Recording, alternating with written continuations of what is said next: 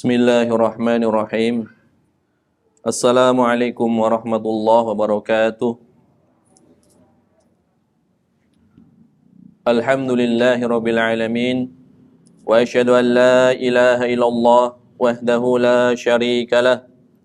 Wa asyhadu anna Muhammadan abduhu wa rasuluh. Sallallahu alaihi wa ala alihi wa sahbihi wa sallama tasliman katsira ila yaumiddin. Amma ba'd. Kaum muslimin dan muslimat rahimanillah wa iyyakum, kita lanjutkan kajian ilmiah kita insyaallah taala, kajian kitab Bulughul Maram. Pada pertemuan yang lalu telah kita bahas hadis yang berkaitan dengan hukum dari memakan daging keledai jinak atau keledai piaraan, keledai yang biasa dimanfaatkan oleh pemiliknya untuk mengangkut barang ataupun yang lainnya. Kemudian dari hadis tersebut telah kita bahas beberapa permasalahan yang bisa diambil dari hadis tersebut. Di antaranya adalah permasalahan yang berkaitan dengan hukum dari badan keledai jinak. Apakah badannya najis ataupun tidak boleh disentuh? Atau badannya adalah sesuatu yang suci? Ini telah kita bahas. Dan pendapat yang lebih mengumpulkan dalil-dalil yang ada adalah sucinya badan keledai jinak. Di antaranya karena Nabi SAW terbiasa menaikinya di zaman beliau SAW. Kemudian para sahabat setelah wafatnya beliau SAW juga terbiasa menggunakan keledai jinak ya sebagai kendaraan atau sebagai hewan yang digunakan untuk mengangkut barang-barang. Kemudian di masa setelahnya itu kaum tabi'in dan seterusnya, maka dalil-dalil tersebut menunjukkan bahwasannya badan dari keledai jinak adalah suci. Keringatnya adalah suci. Liurnya adalah suci. Cairan yang ada di matanya adalah suci. Ini adalah permasalahan yang pertama. Kemudian permasalahan yang kedua yang telah kita bahas juga pada pertemuan yang lalu, hukum dari memakan dagingnya. Hukum dari memakan dagingnya. Di hadisnya dijelaskan ya sebagaimana hadis yang kita bahas kemarin, ketika Abu Talhah diperintah oleh Nabi SAW untuk menyerukan, innallaha wa rasulahu yanhayanikum an luhumil humuril ahliyah fa innaha rijsun. Sesungguhnya Allah dan Rasulnya melarang kalian dari memakan daging keledai jinak. Karena sesungguhnya keledai jinak adalah rijsun. Rijsun maknanya adalah kotor. Bisa juga maknanya adalah najis. Maka jumhur ulama, mayoritas ulama, berdasarkan hadis ini berkesimpulan bahwasannya hukum memakan keledai jinak adalah diharamkan. Berdasarkan zahir riwayat hadis ini. Akan tetapi sebagian sahabat justru membolehkannya. Padahal hadisnya berisi apa? Larangan. Innallaha wa rasulahu yanhayanikum. Sesungguhnya Allah dan Rasulnya melarang kalian. Hukum asal larangan adalah memberikan faedah pengharaman. Sesuatu yang harus dijauhi. Tetapi Ibnu Abbas di antara sahabat yang menyatakan bolehnya memakan daging keledai jinak. Pada pertemuan yang lalu, kita hanya membawakan khilafnya saja, belum membawakan dalil yang dipakai oleh sahabat yang mulia Ibnu Abbas radhiyallahu anhuma. Karena setelah kajian kemarin ada yang bertanya, kenapa Ibnu Abbas berpendapat boleh memakan daging keledai jinak? Padahal hadisnya tegas ada larangan. Maka insya Allah pada kesempatan kali ini akan kita terangkan. Karena sebagaimana ya pada pertemuan-pertemuan yang lalu, apabila kita mendapati suatu pendapat yang kelihatannya aneh atau bertentangan dengan dalil, kita jangan terburu-buru menyalahkan pendapat itu. Tidak terburu-buru bukan berarti tidak memilih. Ya, berbeda antara terburu-buru dengan memilih. Tentu kita akan memilih pendapat yang insyaallah ta'ala lebih kuat. Cuma kenapa kita bawakan pendapat tersebut meskipun pendapat itu lemah, agar orang yang berpendapat tidak direndahkan. Agar orang yang berpendapat tersebut tidak direndahkan. Seakan-akan orang tersebut tidak memiliki landasan dalilnya dari Al-Quran maupun Sunnah. Sekedar kita menyebutkan bahwasannya mereka juga berdasarkan Al-Quran dan Sunnah. Secara kaidah bisa dipertanggungjawabkan. Meskipun kesimpulannya menurut kita atau menurut ulama yang lainnya atau kebanyakan ulama adalah kesimpulan yang tidak kuat. Tetapi sekedar kita bawakan. Sehingga ulama tersebut tidak direndahkan. Karena banyak sekali di antara pendapat-pendapat yang dinisbatkan kepada ulama Zahiriyah misalkan, kepada Imam Ibnu Hazm, seakan-akan adalah pendapat yang syadz, yang sangat nyeleneh, yang sangat asing, yang seakan-akan orangnya adalah seorang yang tidak memiliki kemampuan ilmiah di dalam permasalahan tersebut. Ternyata banyak di antaranya adalah salah nisbat. Bukan pendapat Zahiriyah, bukan pendapat Imam Ibnu Hazm, tetapi terkenal bahwasannya pendapat itu adalah pendapat dari kalangan Zahiriyah. Padahal bukan dari Zahiriyah, hanya ingin memburukan ya mazhab Zahiri. Maka ya sebagai penuntut ilmu, kita hendaknya memiliki sikap insaf, ya, sikap adil. Menempatkan segala sesuatu sesuai dengan keadaan yang sebenarnya, ya. Tidak berlebihan ya di dalam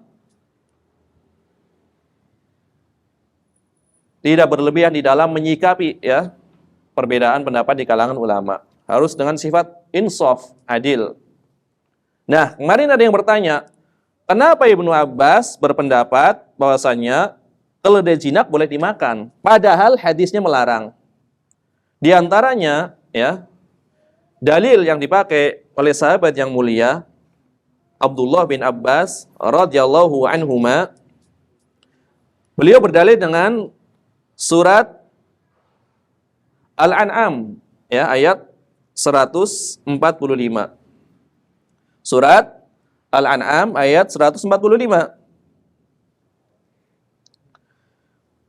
Allah Subhanahu wa taala berfirman, "Qul la ajidu fima uhiya ilayya muharraman 'ala ta'imin yat'amuhu illa an yakuna maitatan aw daman masfuhan aw lahma khinzirin fa innahu rijsun." Yang maknanya, katakanlah, tidaklah aku peroleh atau tidaklah aku didapati, ya, tidaklah aku peroleh di dalam wahyu yang diwahyukan kepadaku sesuatu yang diharamkan bagi orang yang hendak memakannya, kecuali kalau makanan itu adalah bangkai, atau darah yang mengalir, atau daging babi. Karena semuanya adalah najis ataupun kotor. Maka di dalam riwayat ini, ya, di dalam riwayat ini tidak diterangkan, ya, bahwasanya keledai jinak termasuk yang diharamkan di dalam ayat ini. Di dalam ayat ini. Karena yang diharamkan di dalam ayat ini hanyalah apa? Pertama, bangkai. Kemudian darah yang mengalir. Kemudian daging babi. Maka dikatakan fal muharramatu thalathah. Yang diharamkan hanya ada 3. Wal humuru laisat minha. Sedangkan keledai jinak tidak masuk di dalam hewan yang diharamkan atau makanan yang diharamkan. Maka para ulama diantaranya adalah Syekh Muhammad bin Shalih Al-Utsaimin menjawab ya dalil beliau. Beliau mengatakan bahwasannya surat Al-An'am adalah termasuk surat Makkiyah. Termasuk surat Makkiyah. Apa definisi surat Makkiyah? Maknanya apa? Pendapat jumhur ulama yang dinamakan surat Makkiyah adalah surat yang turunnya sebelum hijrah. Jadi yang jadi patokan adalah waktu, bukan tempat. Meskipun turunnya nanti di Mekah misalnya, tetapi turunnya setelah hijrah disebut surat Madaniyah. Sebagaimana surat Al-Maidah. Surat Al-Maidah turun di mana? Di Mekah ya, ketika haji wada. Tapi dikatakan sebagai surat Madaniyah karena turunnya setelah hijrah. Jadi surat ini adalah surat Makkiyah yang turunnya sebelum hijrah. Sedangkan hadis yang berkaitan dengan larangan memakan keledai jinak adalah setelah hijrah. Ya, pada tahun ke-7 Hijriah ketika terjadi perang Khaybar. Makanya kata Syekh rahimahullahu taala, Syekh Muhammad bin Shalih Al-Utsaimin, Allah Subhanahu wa taala tidak mengatakan lan ajida, tetapi la ajidu. Bukan lan ajida. Bedanya apa? Kalau lan berarti menunjukkan apa? Menunjukkan selama-lamanya. Ya. Menunjukkan selama-lamanya. Adapun kalau la tidak menunjukkan selama-lamanya. Ketika itu yang diharamkan memang 3 perkara ini. Ketika itu yang diharamkan memang 3 perkara ini.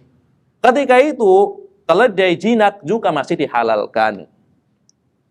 Kemudian datang ya hadis ya pada tahun Khaybar yang menghapus hukum halalnya keledai jinak. Jadi antara Al-Quran dan Sunnah itu bisa saling menasah, menghapuskan hukumnya selama sahih riwayatnya. Al-Quran dihapus dengan ayat yang lainnya. Ayat 1 dihapus dengan ayat yang lainnya. Atau ayat Al-Quran dihapus dengan hadis sahih. Itu bisa. Tetapi di sini tidak ada nasi dan mansuh. Ya, tidak ada nasi dan mansuh. Di sini hanyalah ada tambahan hukum yang tidak disebutkan di dalam ayat ini. Ya, karena ayat bersifat global, ya, terkadang bersifat global, maka dirinci di dalam hadis. Apakah ada selain keledai jinak binatang yang diharamkan? Tentu banyak. Ya, sebagaimana sabda Nabi SAW, kullu dhinabin minas siba wa kullu dhi mihlab minat tayr fa akluhu haram. Ya, kullu dhinabin minas siba, setiap hewan buas yang menangkap mangsanya dengan cara ya mencengkramnya, atau setiap burung yang memiliki kuku untuk menangkap mangsanya, maka diharamkan. Berarti banyak hewan-hewan yang diharamkan. Bukan hanya yang ada di dalam ayat ini. Kemudian, di samping berdalil dengan ayat ini, Ibnu Abbas radhiyallahu anhuma juga berdalil dengan sebuah riwayat. Sebuah riwayat. Ya. Dikatakan di dalam sebuah riwayat dari sahabat Ghalib ibni Abjar, beliau mengatakan asabatna sanah, kami ditimpa paceklik. Ditimpa paceklik.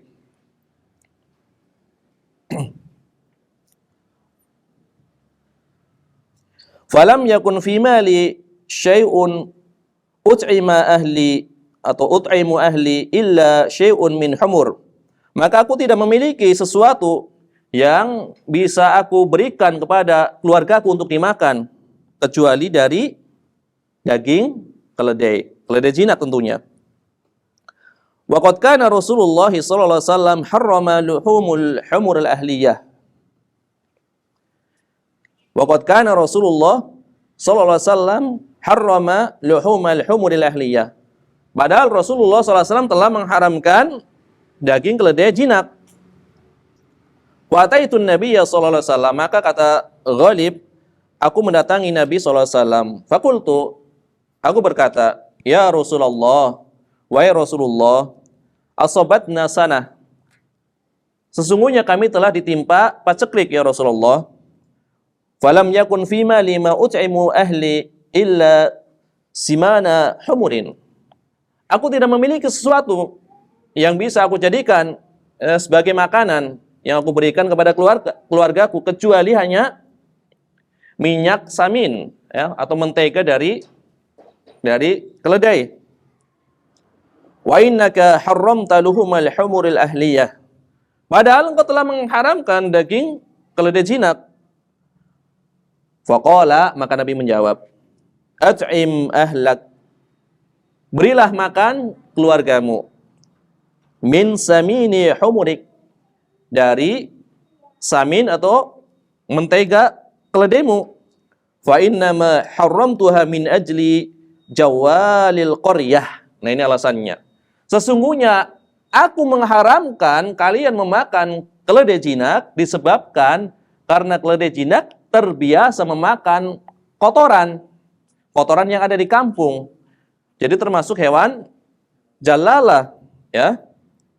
Karena keledai jinak terbiasa memakan kotoran, maka aku haramkan atas dasar itu.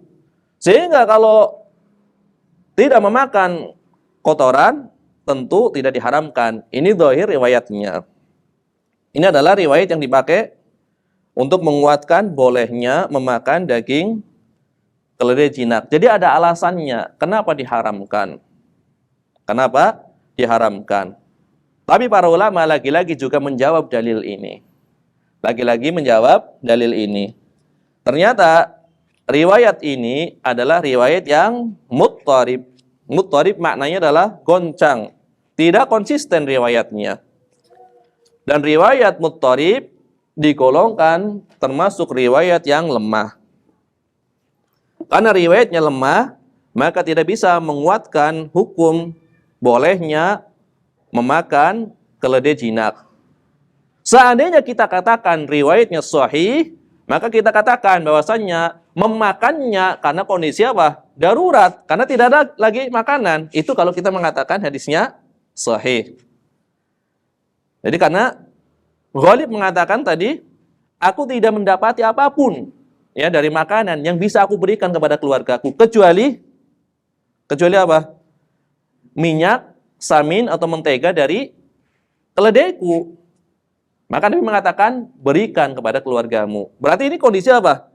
Kondisi darurat, kondisi paceklik, tidak ada lagi makanan. Itu kalau kita katakan hadisnya adalah hadis yang sahih. Tapi para ulama, ya ahli tahqiq, ya para peneliti hadis mengatakan riwayatnya adalah riwayat yang goncang, riwayat yang muttarib. Maka tidak bisa dijadikan sebagai dalil. Ya, diantaranya diterangkan oleh Al-Imam As-Sun'ani di dalam kitab Subulus Salam.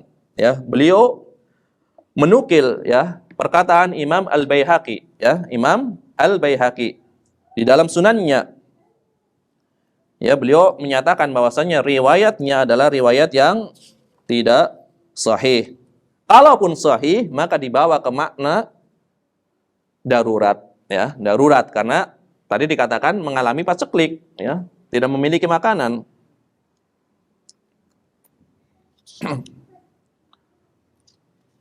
Kalaupun dikatakan darurat, juga tidak sesuai dengan alasan diharamkannya keledai tersebut. Karena kan Nabi mengatakan riwayatnya, innama harramtuha min ajli jawalil qaryah. Sesungguhnya aku mengharamkannya disebabkan karena keledai jinak terbiasa memakan kotoran yang ada di kampung. Jadi tidak pas kalau dikatakan kalau darurat berarti boleh dimakan. Kalau riwayatnya sahih, justru tidak darurat pun boleh dimakan kalau tidak memakan kotoran. Maka ini menunjukkan bahwasanya riwayatnya adalah riwayat yang lemah. Ya, karena darurat berarti ilatnya atau sebab larangannya bukan karena memakan kotoran. Ya. Seandainya sebab atau ilat dari larangan memakan keledai jinak adalah karena memakan kotoran, berarti kalau sudah tidak memakan kotoran, boleh dimakan walaupun tidak darurat. Maka tidak ada kesesuaian ya antara pernyataan darurat dengan riwayat ini. Sehingga riwayat ini tidak bisa menguatkan pendapat tersebut. Ya, jadi kesimpulannya pendapat yang kuat adalah pendapat jumhur ulama. Bahkan dikatakan hampir ijma. Hampir ijma tentang haramnya memakan daging keledai jinak. Hampir ijma. Kita katakan hampir ijma karena ada beberapa sahabat yang menyelisihi pendapat tersebut, ya. Wallahu a'lam bishawab. Ini adalah permasalahan kedua, ya. Ya, karena ada yang menanyakan dalilnya, dalil Ibnu Abbas, maka kita terangkan sedikit.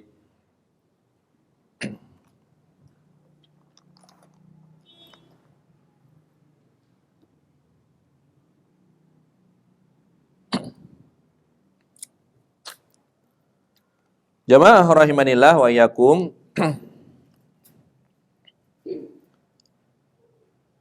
Ya, kita lanjutkan hadis berikutnya. Kita cukupkan dua masalah ini saja ya, yang berkaitan dengan keledai jinak. Hadis berikutnya dari sahabat yang mulia Amr ibn Kharijah yang berkaitan dengan Taharatu lu'abil ibil, ya, sucinya air liur dari onta. Sucinya air liur dari onta.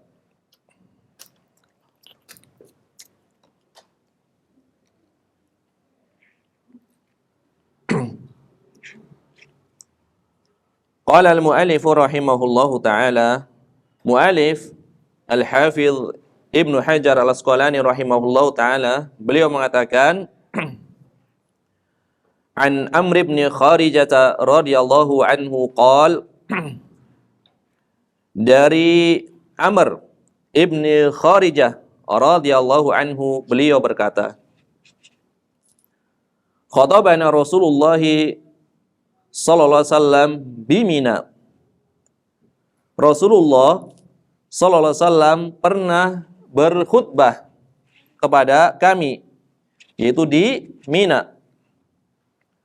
Wa huwa ala rahilatihi, sedangkan beliau berada di atas hewan tunggangannya, di atas ontanya, di atas kendaraannya. Wa nu'abuha yasilu ala katifi, dan air liurnya dari onta tersebut itu mengalir di atas pundakku, kata Amr bin Kharijah. Akhrajahu Ahmad. Hadis ini diriwayatkan oleh Imam Ahmad wa Tirmidzi dan Imam At-Tirmidzi wa sahahahu, dan beliau mensahihkan hadis ini. Ya, ini adalah terjemahan hadisnya secara globalnya. Hadis dari Amr ibn Kharijah. Adapun Amr ibn Kharijah, beliau adalah salah seorang di antara sahabat Rasulullah sallallahu alaihi wasallam. Ya, nama beliau adalah Amr ibn Kharijah ibn al-Muntafiq al-Asadi. Beliau digolongkan sebagai ahli Syam ya, sebagai penduduk Syam. Di antaranya yang meriwayatkan dari beliau adalah Abdurrahman ibni Ghanam. Abdurrahman ibni Ghanam dan Syahr ibni Hawsyab. Ya, sebagaimana diterangkan oleh Al-Hafidh Ibnu Hajar Al-Asqalani di dalam kitab beliau Al-Isabah. Tetapi ya, para ulama yang menuliskan biografi beliau itu tidak menyebutkan kapan beliau wafat. Dan rata-rata biografinya sangat ringkas. Tidak seperti sebagian sahabat yang biografinya berlembar-lembar. Beliau sangat ringkas, seperti ini saja. Tidak diketahui kapan tahun wafatnya. Di antaranya, hadis yang diriwayatkan oleh beliau adalah hadis yang berkaitan dengan ilmu waris. Tapi bukan berkaitan dengan pembagiannya. Bukan berkaitan dengan pembagiannya. Ya, beliau mengatakan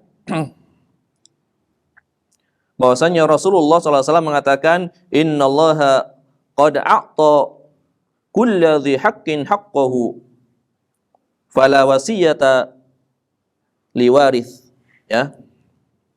Sesungguhnya Allah Tabaraka wa Ta'ala telah memberikan hak, ya, kepada setiap orang yang memiliki hak, yaitu ahli waris.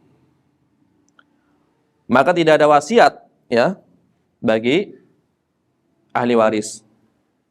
Karena tidak perlu ada wasiat, mereka telah mendapatkan bagiannya. Adapun wasiat itu bagi orang yang bukan menjadi ahli waris. Ini adalah di antara hadis yang diriwayatkannya. Ya, biografinya sangat ringkas di kitab-kitab para ulama.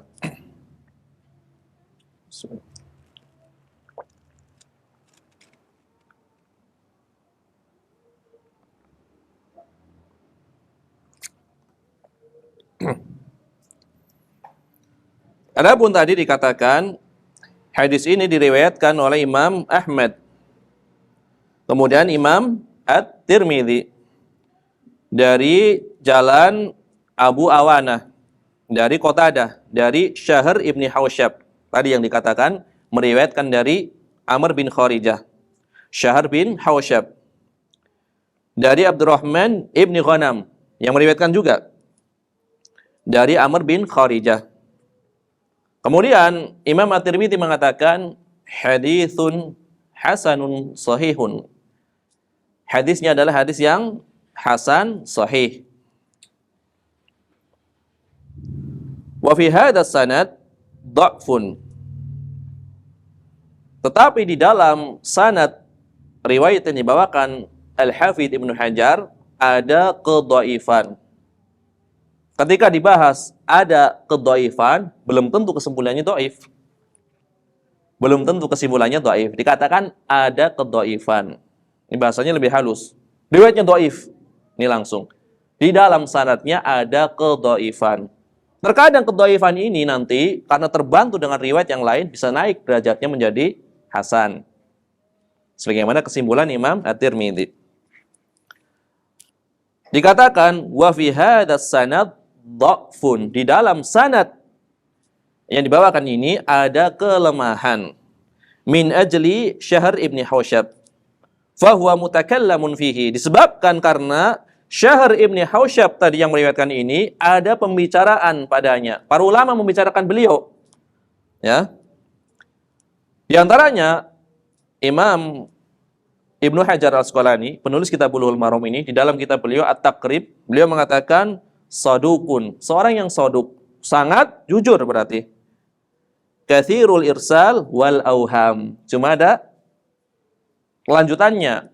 Dia orang yang sangat jujur, saduk. Tetapi beliau banyak meriwayatkan hadis-hadis yang mursal. Dan beliau banyak wahamnya, banyak kelirunya di dalam meriwayatkan hadis. Jadi bukan pendusta, bukan. Bahkan seorang yang sangat jujur, saduq. Cuma tidak sampai derajat thiqah. Makanya beliau meriwayatkan hadis-hadis yang mursal. Apa itu hadis mursal? Mursal ada dua, ya, mursal tabi'in atau mursal sahabi. Kalau mursal tabi'in, seorang tabi'in mengatakan Rasulullah SAW bersabda tanpa perantara sahabat. Tentunya riwayat ini sahih atau dhaif? Tentunya dhaif, karena tabi'in tidak bertemu Nabi SAW. Jadi sanadnya adalah dhaif. Hanya saja ada beberapa tabi'in yang apabila meriwayatkan hadis secara mursal, diterima riwayatnya. Meskipun belum tentu sebagai riwayat utama. Terkadang sebagai riwayat tambahan. Apabila telah diketahui bahwasanya tabi'in tersebut seorang yang thiqah. Misalkan Sa'id ibnul Musayyib atau Sa'id ibnul Musayyab. Ya, para ulama berbeda pendapat. Musayyib atau Musayyab. Beliau adalah menantu dari Abu Hurairah radhiyallahu anhu. Ketika beliau meriwayatkan hadis secara irsal, secara mursal, banyak ulama yang menggunakan sebagai hujjah. Hadis beliau dikatakan sebagai hujjah meskipun riwayatnya mursal. Rasulullah SAW bersabda tanpa menyebutkan misalkan dari Abu Hurairah, tapi langsung Rasulullah SAW bersabda. Banyak para ulama yang mengatakan riwayat mursal dari Sa'id ibn al-Musayyib adalah riwayat yang sahih. Karena kedudukan beliau. Beliau disebut sebagai Sayyidut Tabi'in. Pemimpinnya para tabi'in. Orang yang paling terkemuka di kalangan tabi'in. Dan termasuk di antara al-fuqaha'u as-sab'ah. Fuqaha yang 7. Ya, ahli fikih yang 7 yang ada di Madinah. Adapun sebagian ulama ketika meriwayatkan hadis mursal langsung dhaif adalah diantaranya adalah tabi'in yang mulia Al-Imam Al-Hasan Al-Basri. Ketika beliau meriwayatkan hadis secara mursal, maka riwayatnya disepakati dhaifnya. Di sini dikatakan saduqun katsirul irsal wal auham. Beliau orang yang saduq, tetapi beliau banyak meriwayatkan hadis yang mursal. Beliau juga banyak keliru di dalam meriwayatkan hadis. Ini dari jalur Syahr ibni Hausyab. Beliau dibahas oleh para ulama. Dibicarakan keadaan beliau. Apakah jalurnya cuma satu? Tentu tidak. Seandainya satu, tidak mungkin hadisnya jadi hasan. Ternyata ada jalur lain. Ya, dikatakan wa akhrajahun Nasa'i, dikeluarkan atau diriwayatkan oleh Imam An-Nasa'i. Min tariqi Ismail ibni Abi Khalid, dari jalur Ismail bin Abi Khalid, dari Qatadah, dari Amr bin Kharijah. Beda jalur. Falam yadhkur Syahron wala Ibnu Ghanam. Tidak disebutkan di situ ya Syahr ataupun Ibnu Ghanam. Qala Abu Hatim. Abu Hatim Ar-Razi, ya kawan dari Abu Zur'ah Ar-Razi, Imam Al-Jarh wa Ta'dil, kritikus hadis. Beliau mengatakan An Abdurrahman ibni Ghanam as-Sah. Riwayat yang berasal dari Abdurrahman ibni Ghanam itu lebih sahih. Itu lebih sahih. Berarti di sini tadi disebutkan apa? Walam yadhkur syahron. Tidak disebutkan di dalam sanadnya ada syahron. Ada syahr. Wala ibnu Ghanam. Tidak pula ada Ibnu Ghanam. Padahal riwayat dari Abdurrahman bin Ghanam adalah riwayat yang lebih sahih. Tetapi tidak disebutkan keduanya. Makanya ada penguat dari jalur lainnya. Tadi belum bisa dijadikan sebagai penguat. Karena justru riwayat dari Ibnu Ghanam lebih sahih daripada Syahr bin Hausyab. Syahr bin Hausyab dibicarakan keadaannya. Ya. Kemudian riwayat yang lain adalah dari Ibnu Ghanam. Tetapi di dalam riwayat yang dikeluarkan oleh Imam An-Nasa'i tidak disebutkan Ibnu Ghanam. Maka syawahid penguat hadisnya adalah sebuah riwayat. Kata pensyarah Bulughul Maram, di antaranya adalah Asy-Syaikh Abdullah Al-Fauzan, beliau mengatakan, membahas hadis ini, beliau mengatakan wal haditsu lahu turuqun wa syawahid. Hadis ini yang dibawakan oleh Imam Ibnu Hajar memiliki jalur-jalur yang lain dan beberapa penguat. Wala'alla tasihhat Tirmidzi lahu min ajli syawahidihi al-katsirah. Barangkali yang menyebabkan Imam At-Tirmidzi mengatakan hadisnya hasan sahih adalah karena syawahid, pendukung jalur-jalur lain yang banyak. Di antaranya adalah hadis Anas.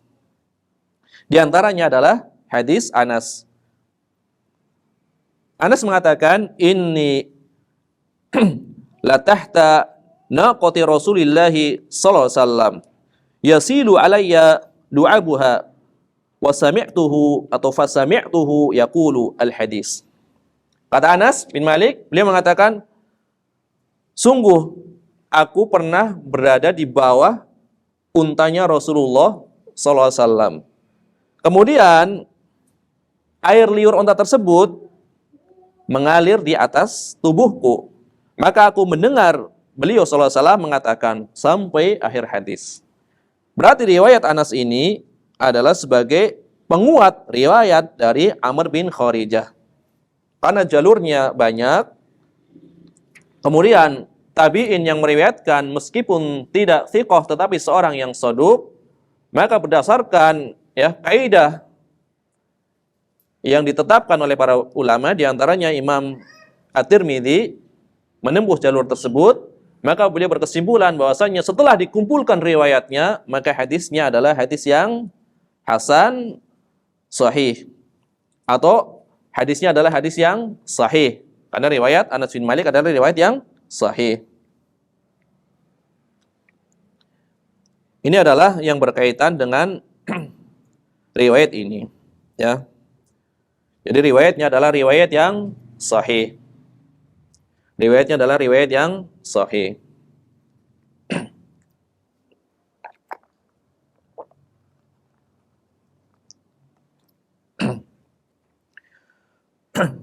Jamaah rahiminillah wa iyyakum. Kemudian ucapan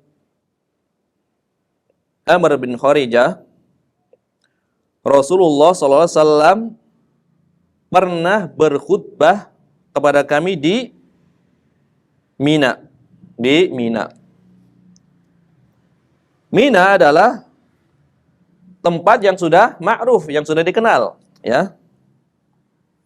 Batasnya antara Jumrah Aqabah dan Lembah Muhassir. Karena keduanya tidak termasuk Mina.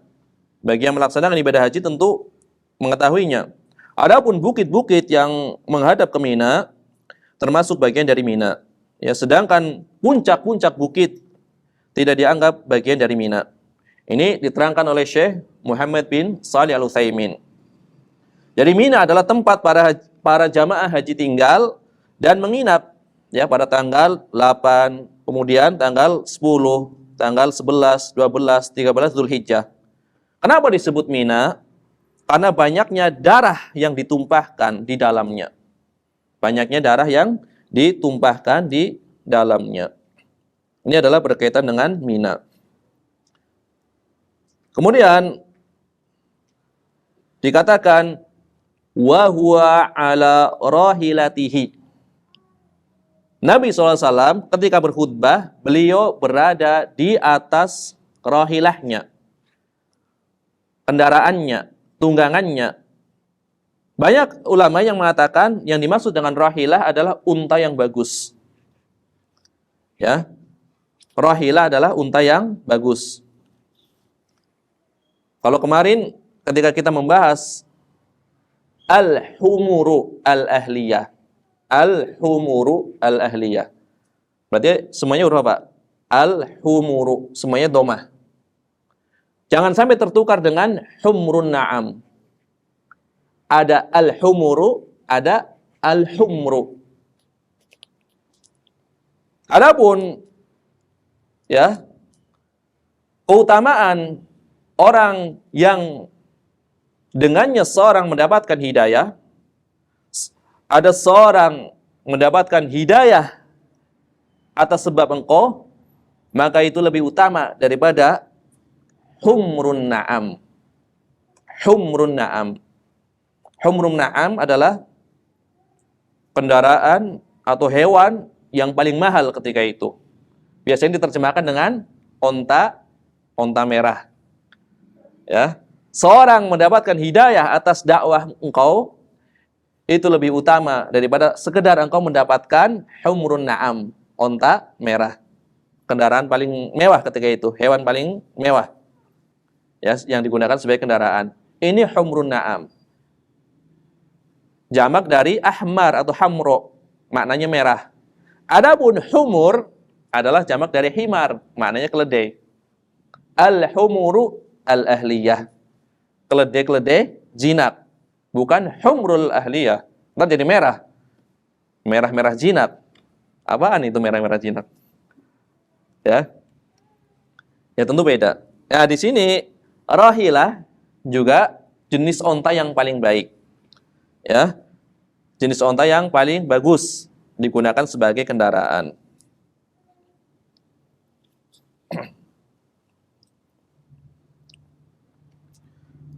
Kemudian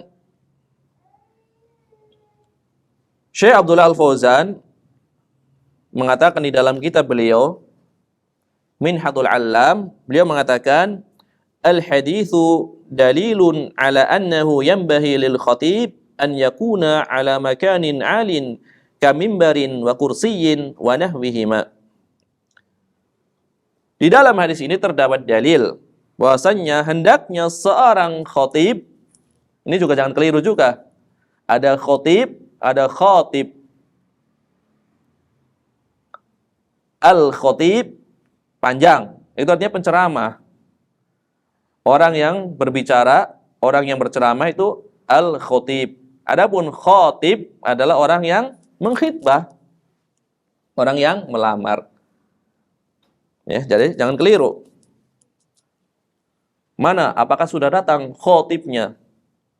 Padahal khatibnya, ya, khatib, ya, bukan khatib. Di dalam hadis ini terdapat dalil sudah selayaknya bagi seorang khatib agar dia ketika berkhutbah berada di tempat yang lebih tinggi, ya, seperti mimbar ataupun kursi atau yang semisalnya.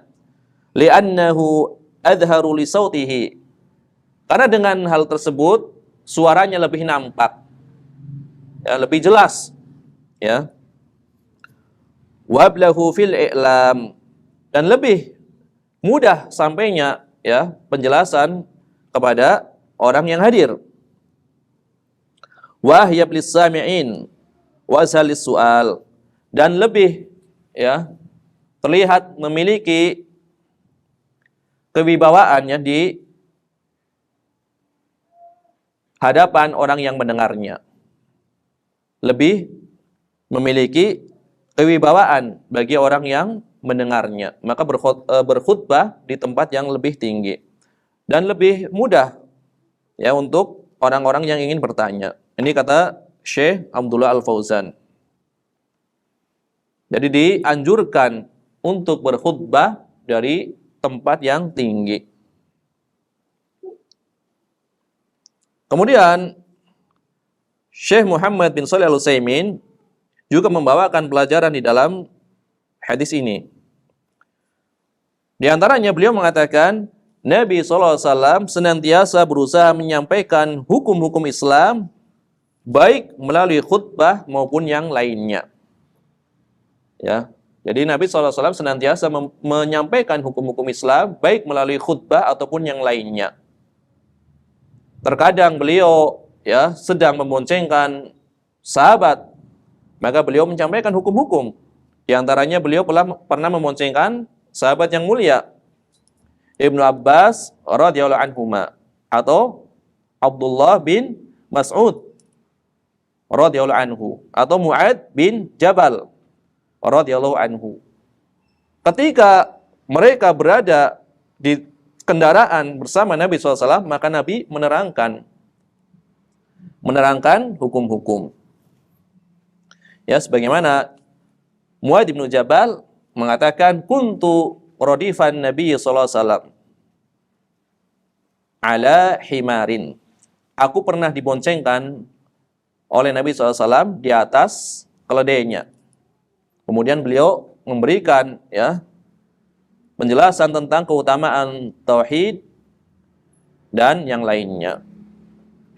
Jadi Nabi senantiasa berusaha menyampaikan hukum-hukum Islam baik melalui khutbah ataupun yang lainnya, baik ketika berjalan bersama sahabat yang lainnya atau ketika sedang duduk ngobrol dengan para sahabatnya, beliau juga membawakan atau sering menyampaikan hukum-hukum.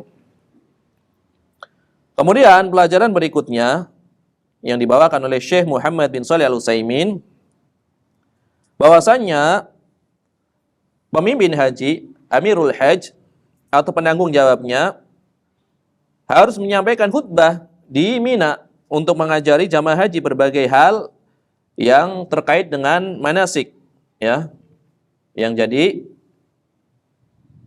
syarat sahnya haji diterangkan ketika di Mina. Ini adalah hendaknya yang dilakukan oleh para pemimpin haji, Amirul Hajj.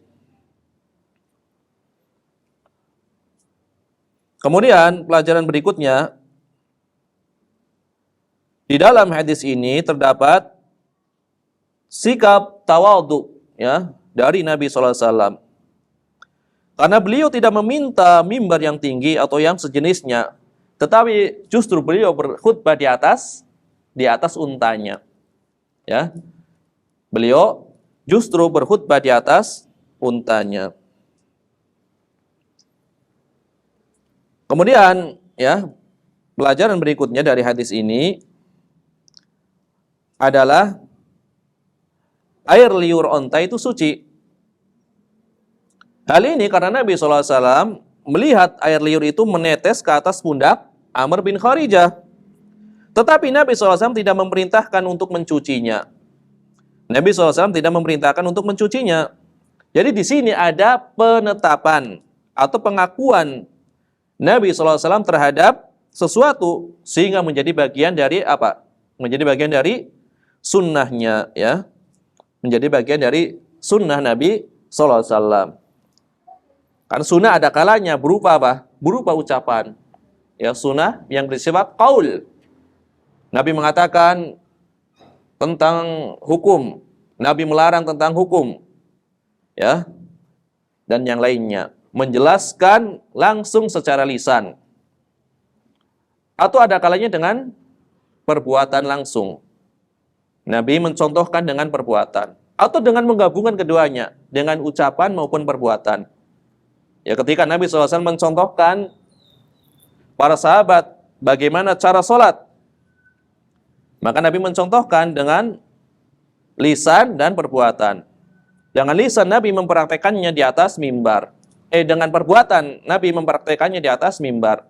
Kemudian Nabi mengatakan, fasallu kama ra'aitumuni usolli. Dikatakan kepada sahabat siapa namanya? Seorang pemuda, Malik ibnul Huwairits. Malik ibnul Huwairits. Belajar beberapa waktu kepada Nabi SAW. Kemudian ketika akan pulang, beliau mengatakan, ajarilah kaummu tentang agama. Fasallu kama ra'aitumuni usolli. Dan solatlah sebagaimana kalian melihat aku solat. Jadi ada ucapan, solatlah sebagaimana kalian melihat aku solat. Kemudian bacaan zikirnya, bacaan zikir ruku, kemudian bacaan zikir sujud, kemudian rukun-rukun solat juga diterangkan di dalam banyak sabdanya sallallahu alaihi wasallam. Jadi menerangkan dengan lisan ataupun dengan perbuatan. Atau yang ketiga, persetujuan Nabi SAW. Seorang sahabat melakukan sesuatu kemudian disetujui. Maka ini juga sebagai sunnah. Juga sebagai sunnah. Persetujuan Nabi SAW. Di sini air liur ontanya menetes di atas pundak Amr bin Kharijah. Ternyata Nabi SAW mendiamkannya. Jika ada yang mengatakan, barangkali Nabi tidak mengetahuinya, barangkali Nabi tidak melihatnya, maka bisa dijawab, sekiranya Nabi SAW tidak mengetahui hal tersebut, pasti Allah Tabaraka Ta'ala mengetahuinya. Dan sekiranya air liur itu najis, pasti Allah Tabaraka Ta'ala tidak akan menetapkan sucinya dan tidak akan mengakuinya. Pasti akan diterangkan, ya. Pasti akan diterangkan kalau itu sesuatu yang najis. Seandainya air liur onta tersebut tidaklah suci, meskipun Nabi tidak melihatnya. Maka penetapan dan pengakuan dari Allah Tabaraka Ta'ala ini menjadi dalil bahwasanya air liur onta itu suci. Seandainya najis akan diterangkan. Ketika Nabi SAW sholat memakai sendal. Sholat memakai sendal. Di bawah sendalnya ada kotoran. Tentu Nabi tidak mengetahui. Tentu Nabi SAW tidak mengetahuinya. Tapi karena yang di bawah kotorannya adalah sesuatu yang najis, maka Allah memerintahkan kepada malaikat Jibril agar menyampaikan kepada Nabi SAW kalau di bawah sendalnya ada kotorannya. Jadi tidak bisa berdalil belum tentu Nabi melihatnya. Walaupun tidak melihatnya, maka Allah melihatnya. Maka akan diterangkan. Ini dalil bahwasanya liur onta adalah suci. Adapun ya, apabila berdalil dengan sebuah riwayat yang berisi larangan sholat di kandang unta. Kan Nabi pernah ditanya, ya. Nabi pernah ditanya, ya, berdasarkan hadis yang diriwayatkan oleh Jabir bin Samurah. Jabir bin Samurah radhiyallahu anhu pernah meriwayatkan sebuah hadis. Di dalamnya terdapat ya riwayat yang bunyinya, usalli fi marabidil ghanam. Wahai Rasulullah, bolehkah aku sholat di kandang kambing? Qala na'am. Ya, boleh. Kemudian beliau bertanya lagi, ya, Jabir bin Samurah, usalli fi mabarikil ibil. Apakah aku boleh sholat di kandang unta? Qala. Maka Nabi menjawab, la, tidak boleh. Dikatakan ya oleh para pensyarahnya, fa'adina lahu sallallahu alaihi wasallam an yusalliya fi marabidul ghanam. Nabi mengizinkan kepada beliau, kepada Jabir bin Samurah untuk sholat di kandang kambing. Wa marabiduha la takhlu min bauliha wa rawthiha. Tentu di kandang kambing tersebut ya ada kotorannya ya ataupun kencingnya. Tetapi hal ini tidak menunjukkan bahwasannya larangan sholat di kandang onta menunjukkan najisnya, bukan karena najisnya. Berarti karena Nabi SAW membolehkan sholat di kandang kambing, menunjukkan bahwasanya kambing itu hewan yang suci, badannya maupun kotorannya. Karena di kandang kambing tentu ada kotorannya. Meskipun dibersihkan kotorannya, tetap ada, masih ada sisa kotorannya. Intinya berarti kambing adalah hewan yang suci. Kemudian ketika Nabi ditanya, bolehkah kami sholat di kandang onta? Nabi mengatakan tidak boleh. Apakah ini menjadi dalil bahwasannya onta itu najis? Tentu jumhur ulama mengatakan tidak, ya.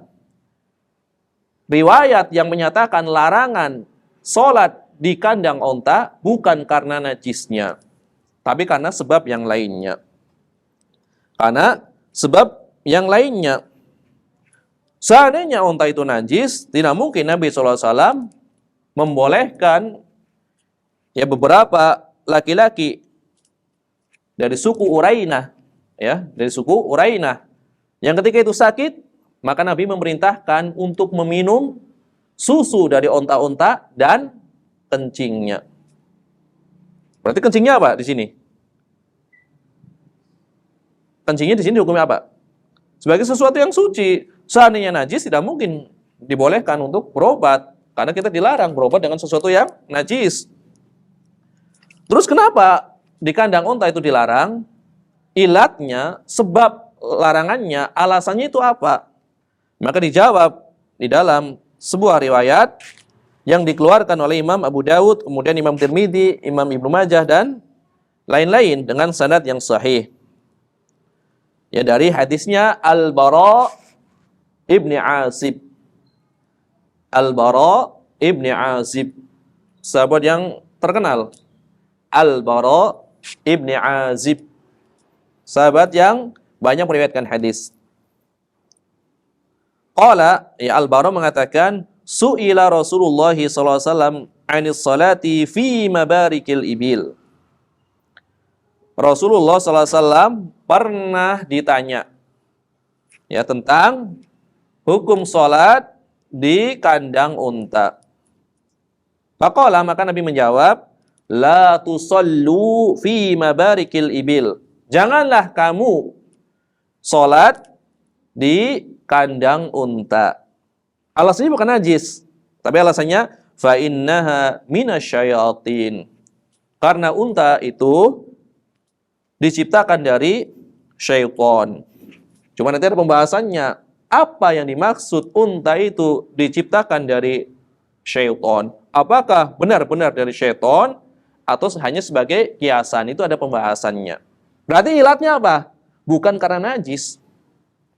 Bukan karena najis. La tusallu fi mabarikil ibil. Jangan kalian sholat di kandang unta. Fa innaha minasyayatin.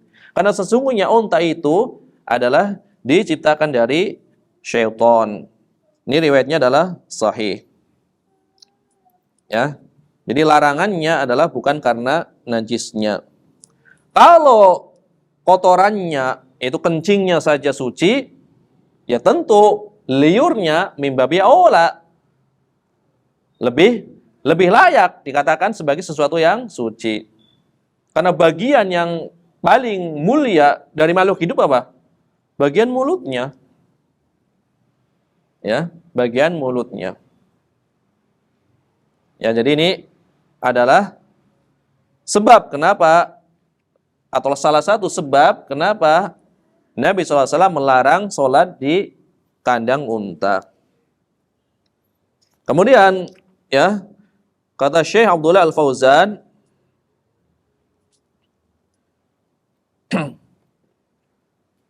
di dalam hadis ini terdapat dalil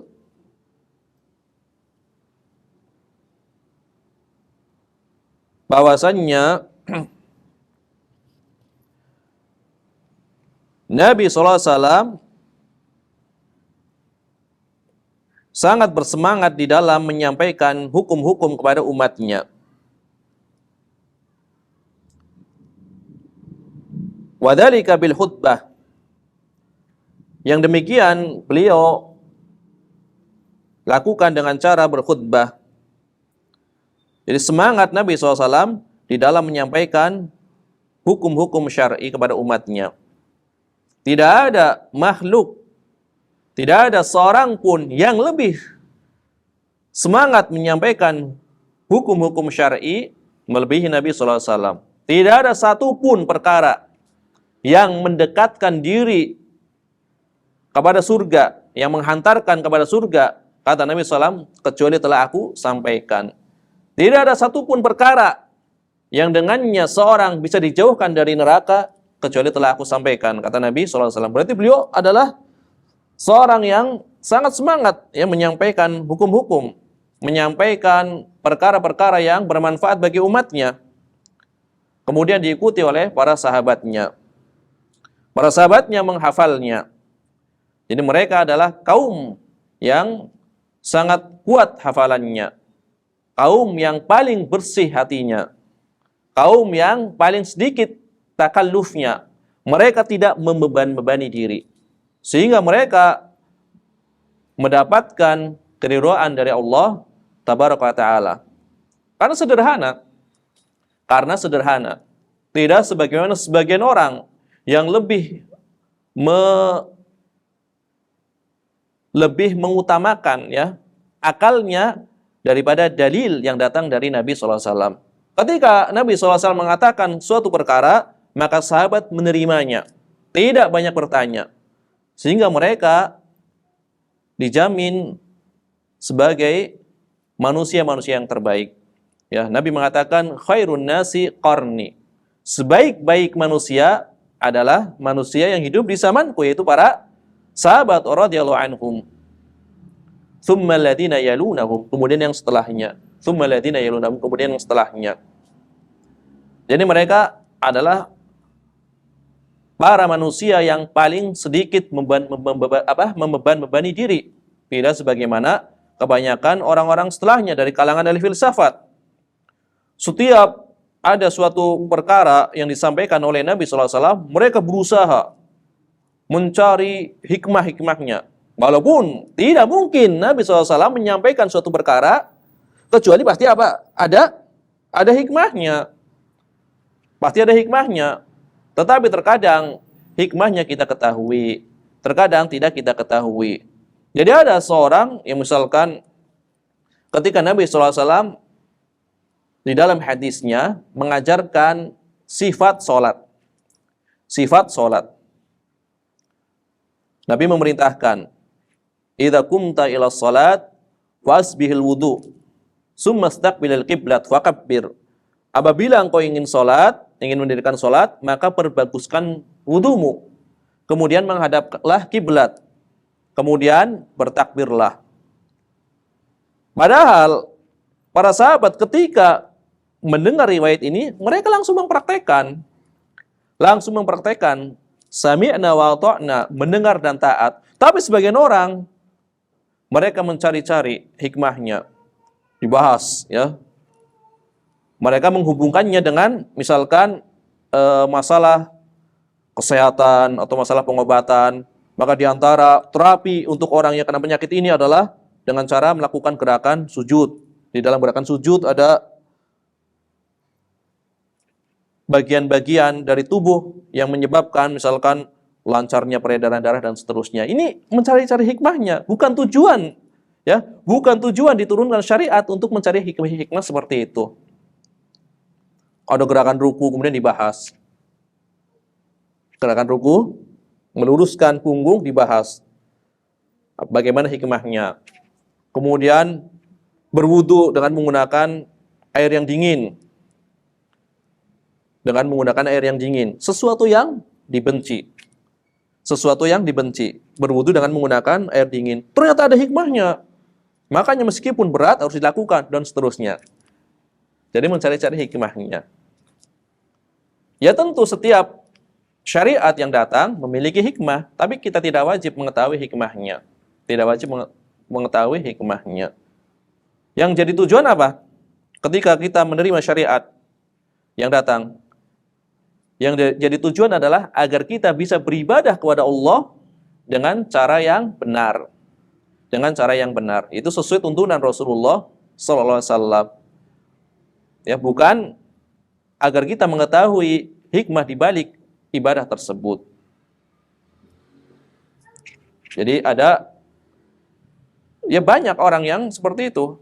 Setiap perkara selalu dibahas tentang hikmah-hikmahnya. Maka semangat kita hendaknya adalah semangat dalam rangka ittiba, dalam rangka mengikuti Nabi sallallahu alaihi wasallam. Ya. Sebagaimana para sahabat, sebagaimana para ulama setelahnya, mereka mulia karena mereka jarang sekali ya menggunakan pendekatan akal di dalam setiap permasalahan. Maksudnya bukan mendahulukan akalnya, ya, bukan mendahulukan akalnya. Tentu mereka menggunakan akalnya, tapi tidak mendahulukan akalnya. Kehancuran di antara kehancuran peradaban Islam disebabkan karena apa? Karena masuknya pemikiran filsafat. Hancur itu. Peradaban di Andalus, Spanyol. Sekian ratus tahun Islam berjaya. Ketika muncul pemikiran-pemikiran filsafat, kemudian pemikiran-pemikiran ya liberal dan seterusnya, maka binasa peradaban Islam tersebut. Demikian juga di zaman sebelum Imam Ahmad bin Hambal, ya sebelum Imam Ahmad bin Hambal diuji, maka Islam mengalami kejayaan ketika itu di Baghdad. Tapi ketika kitab-kitab ya ahli filsafat masuk, kemudian digemari oleh sebagian orang yang cinta Islam, jadi bukan orang yang benci Islam, orang yang cinta Islam, maka kitab-kitab dari karya Plato, kemudian Aristoteles, dan yang semisalnya itu diterjemahkan oleh para cendekiawan Muslim yang cinta Islam. Kemudian ketika bahasanya menjadi bahasa Arab, maka menjadi sesuatu yang indah untuk dibaca, menarik untuk dibaca. Akhirnya mereka terpengaruh. Sebelumnya tidak ada ya yang namanya ahli filsafat itu dijadikan sebagai rujukan. Tapi ketika kitab-kitab diterjemahkan ke dalam bahasa Arab, di antaranya di zaman Khalifah Al-Ma'mun, maka mulailah ya di antaranya tokoh-tokoh Mu'tazilah mulai dijadikan sebagai rujukan di dalam permasalahan agama. Dijadikan sebagai qadhi, sebagai hakimnya. Di antaranya adalah qadhi Mu'tazilah, Ahmad bin Abi Du'ad. Ahmad bin Abi Du'ad yang senantiasa membisiki penguasa agar berhukum dengan ajaran atau akidah Mu'tazilah, yaitu mendahulukan akal. Jadi dikatakan agama adalah akal. Tidak ada agama kecuali bagi orang yang menggunakan akal. Ini adalah hadis yang batil, hadis yang palsu. Sesungguhnya agama adalah akal. Tidak ada agama kecuali bagi orang yang menggunakan akalnya. Ini dikatakan sebagai hadis, tapi hadis yang palsu. Ini dimasukkan di dalam kitab Silsilah Al-Ahadits Ad-Dha'ifah wal Mawdu'ah oleh Syekh Muhammad Nasiruddin Al-Albani. Dikatakan ini riwayat yang batil. Jadi pengagungan terhadap akal. Jamaah rahimanillah wa iyyakum.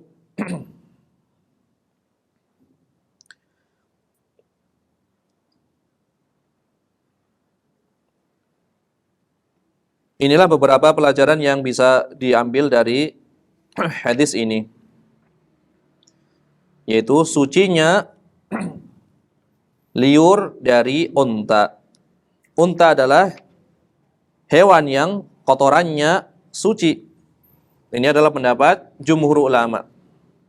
Hewan yang asalnya boleh dimakan, sebagaimana telah kita bahas pada beberapa pertemuan yang lalu, hewan yang asalnya dagingnya boleh dimakan, kotorannya adalah suci. Kambing, sapi, unta, kotorannya adalah suci. Adapun hewan yang haram dimakan, maka jumhur ulama juga mengatakan kotorannya najis. Ya, jumhur ulama mengatakan kotorannya najis, hewan yang haram dimakan. Sebagian ulama memang ada yang mengatakan kotorannya juga suci. Sebagian ulama salaf. Jadi berlebihan juga kalau dikatakan ijma bahwasannya kotoran hewan yang haram dimakan adalah najis. Mengatakan ijma ini kekeliruan. Tapi kalau dikatakan jumhur ulama, mayoritas ulama mengatakan najis, itu benar. Jumhur ulama mengatakan najis itu benar. Tapi kalau mengatakan ijma tentang najisnya kotoran hewan yang tidak boleh dimakan, ini adalah suatu kekeliruan. Karena dinukil dari sebagian ulama salaf yang mengatakan di antaranya adalah kotoran hewan yang tidak boleh dimakan adalah suci. Walaupun ini menyelisihi pendapat ya mayoritas ulama. Tapi harus amanah ilmiah. Amanah ilmiah. Makanya perkara ijma ini perkara yang sangat sulit. Lagi-lagi di zaman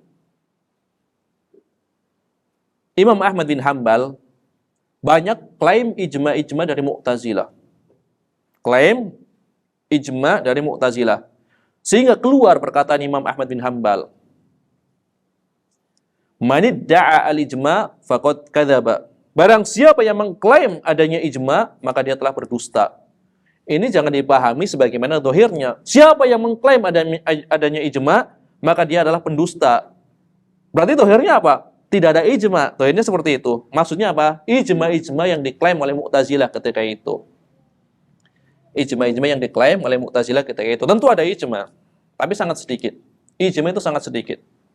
Bahkan Imam Ibnul Mundir, beliau menulis kitab banyak. Di antaranya kitab Al-Awsat. Di antaranya kitab Al-Awsat. Di antaranya kitab Al-Ijma. Baik di kitab Al-Awsat ataupun Al-Ijma, dibawakan ijma-ijma dari Imam Ibnul Mundir. Setelah diteliti oleh para ulama setelahnya, yang ahli di bidangnya, ternyata banyak perkara yang dikatakan ijma, ternyata bukan ijma. Ternyata hanya pendapat jumhur ulama. Ternyata hanya pendapat jumhur ulama. Tapi memang sangat tebal kitab Al-Awsat. Ya, sekitar berapa belas jilid itu kalau dicetak sekarang. Membahas tentang ijma dan khilaf di kalangan para ulama. Setelah membawakan ijma, para ulama telah berijma. Baru di bawahnya para ulama khilaf. Jadi tentang ijma dan khilaf. Tapi termasuk di antara kitab yang dijadikan rujukan di dalam perbandingan mazhab. Meskipun banyak klaim ijmanya, yang kata para ulama adalah tidak benar, ya. Pendapat mayoritas dikatakan sebagai ijma. Bisa saja mungkin itu adalah ijma 4 mazhab. Ternyata belum tentu. Dikatakan ijma 4 mazhab, ternyata apa? Ijma kebanyakan ulama 4 mazhab. Ternyata di dalam mazhab sendiri pun banyak berselisih juga. Contohnya dikatakan misalnya gini, 4 mazhab telah ijma tentang najisnya khamar. Dikatakan seperti itu misalkan. Apakah pernyataan ini benar? Klaim 4 mazhab menyatakan najisnya khamar. Kalau dikatakan pendapat muktamadnya, pendapat utamanya, ya tentu benar. Tapi kalau pendapat ulamanya tentu keliru. Karena di antara pengikut 4 mazhab juga ada yang menyatakan sucinya khamar. Di antaranya Imam Al-Muzani. Bahkan murid terbaik Imam Asy-Syafi'i. Murid terbaik Imam Asy-Syafi'i mengatakan khamar haram tetapi tidak najis. Padahal kata Imam Asy-Syafi'i rahimahullah ta'ala, beliau mengatakan Al-Muzani nasiru madhabi. Imam Al-Muzani ini adalah penolong madhabku. Berarti bukan sekedar ulama di dalam madhab Syafi'i, tapi tokoh paling terkemuka, bukan sekedar ulamanya banyak, tokoh paling terkemuka. Pernyataan Syafi'i langsung, Muzani penolong madhabku. Ternyata di dalam masalah khamar menyelisih pendapat Imam Asy-Syafi'i. Jadi klaim pendapat ini adalah ijma 4 mazhab, belum tentu seluruh ulamanya, tapi kadang pendapat mu'tamadnya. Demikian di dalam mazhab Hambali juga seperti itu. Ya, jadi lagi-lagi nih ya, masalah bermadzhab ini. Ini terkadang ya, 2 kubu yang ekstrim ini. Yang memang perlu dikritik juga nih, 2 kubu yang ekstrim. Yang anti madhab sama yang bermadhab tetapi jumud, kaku. Dua-duanya ini tidak sesuai dengan jalannya para ulama. Dua-duanya tidak sesuai jalannya para ulama. Para ulama ketika membahas tentang bermadhab, mereka mengatakan bermadhab itu adalah sebagai sarana, bukan tujuan.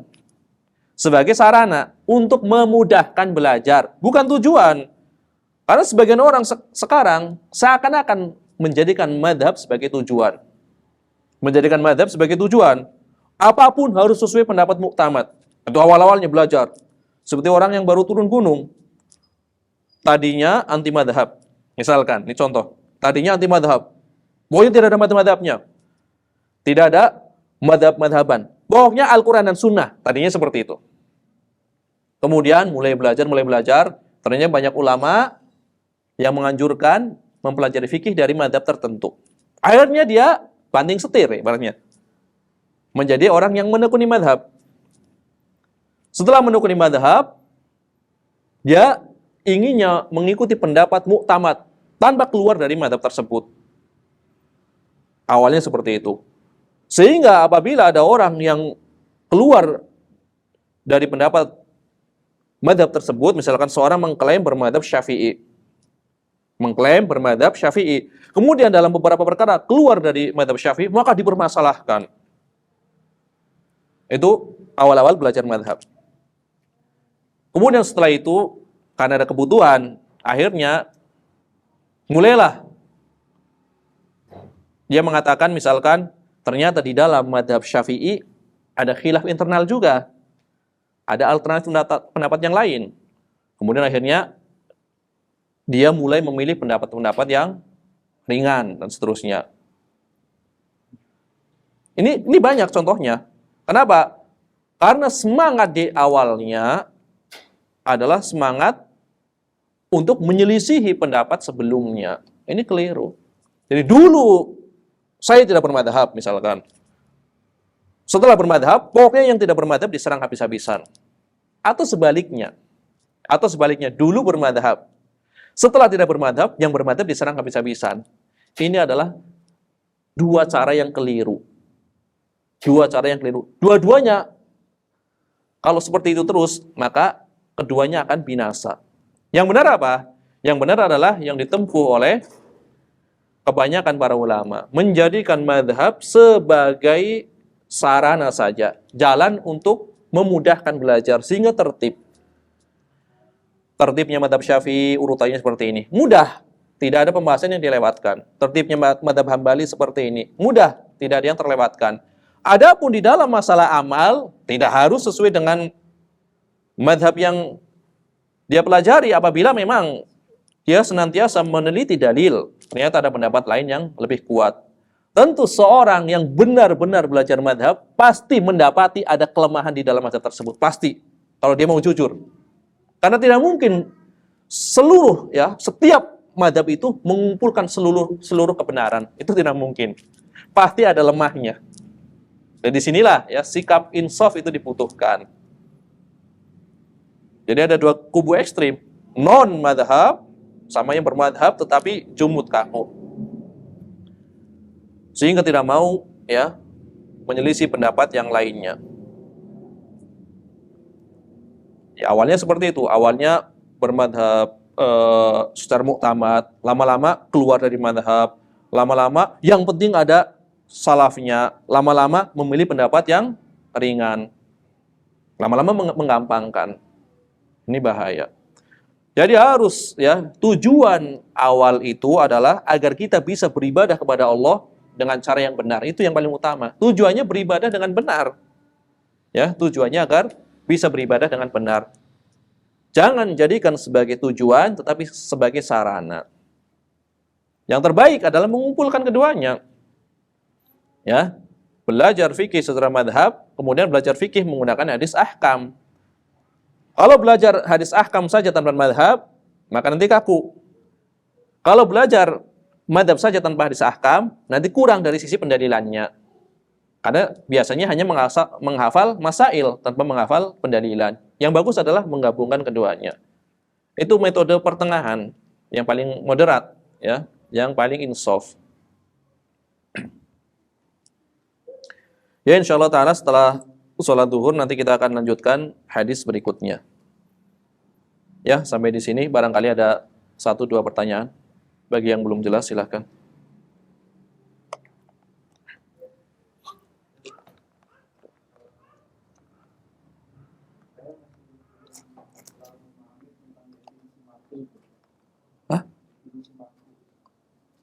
Definisi makruh. Makruh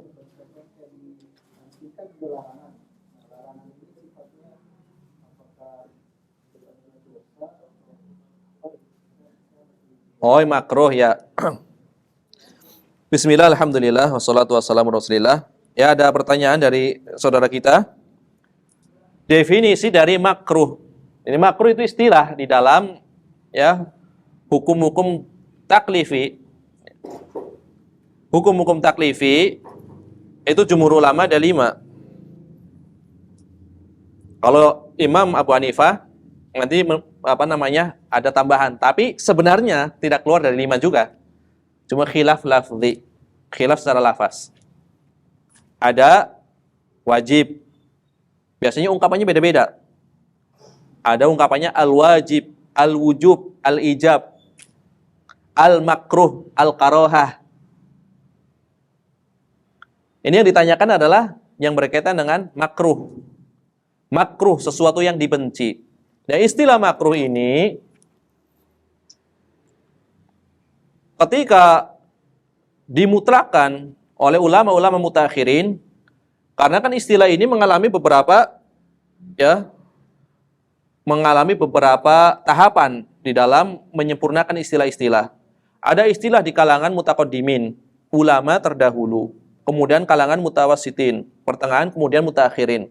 Adapun istilah makruh yang dipakai oleh mutakhirin adalah sesuatu yang apabila ditinggalkan dalam rangka mentaati dalil, maka dia mendapatkan pahala. Apabila dikerjakan, tidak sampai mendapatkan dosa. Ini istilah mutakhirin. Istilah mutakhirin. Misalkan seorang meninggalkan sesuatu karena menyebabkan terganggunya kesehatan, padahal perkara tersebut adalah yang dibenci, maka dia tidak mendapatkan pahala. Karena tujuannya apa? Karena biar sehat saja. Tetapi karena ada larangan bahwa meninggalkan sesuatu yang dilarang adalah sebagai suatu yang mendapatkan pahala dalam rangka taat kepada Allah, maka ini adalah istilah makruh yang dipakai oleh ulama mutakhirin. Jadi bahasa gampangnya, jika ditinggalkan mendapatkan pahala, jika dilakukan tidak berdosa. Itu bahasa gampangnya. Tapi tadi diikat dengan apa? Dalam rangka taat kepada Allah. Adapun ulama terdahulu, mutaqaddimin, itu makruh itu maknanya berserikat. Makruh bisa maknanya haram. Ada istilahnya makruh lit tahrim. Suatu yang dibenci dalam rangka menunjukkan suatu itu haram. Atau makruh lit tanzih. Suatu yang dibenci tetapi tidak sampai haram. Dan ini banyak dipakai oleh al-Imam Asy-Syafi'i. Dipakai oleh Imam Ahmad bin Hanbal. Ketika ada suatu perkara, Imam Ahmad bin Hanbal ditanya tentang suatu permasalahan. Dalilnya tidak tegas menunjukkan suatu yang haram.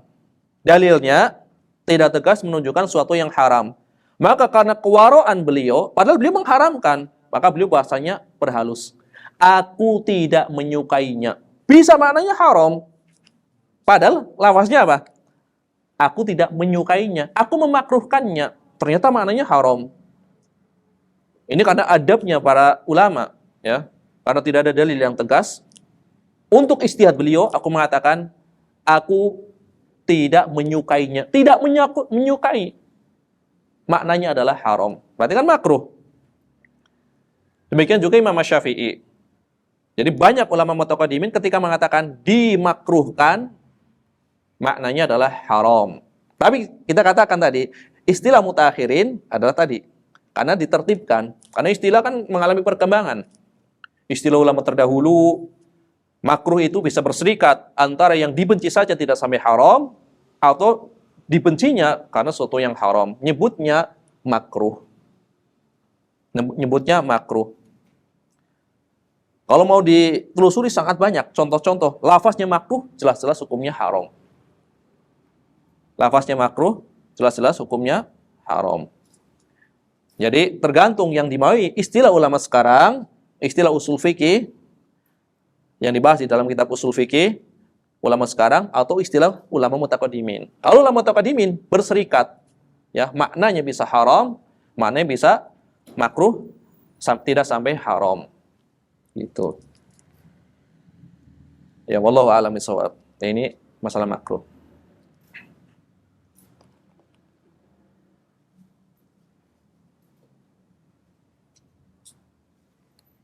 Ya, kadang nggak ada lagi yang bertanya, kita cukupkan. Insyaallah kita akan lanjutkan setelah salat zuhur. Kita tutup dengan doa kafaratul majelis. Subhanakallahumma wa bihamdika asyhadu an la ilaha illa anta astaghfiruka wa atubu ilaik.